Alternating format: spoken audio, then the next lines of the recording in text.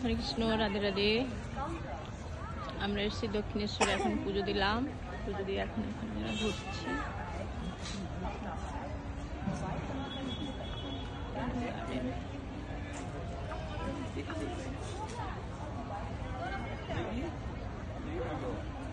এই আয়, এদিকে আয়। কৃষ্ণ রাধে রাধে।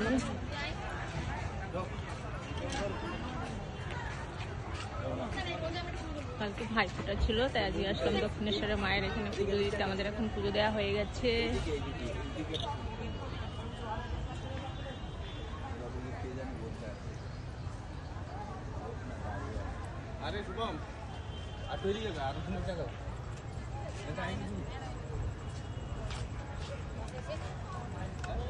এখানে একটা পুকুর আছে,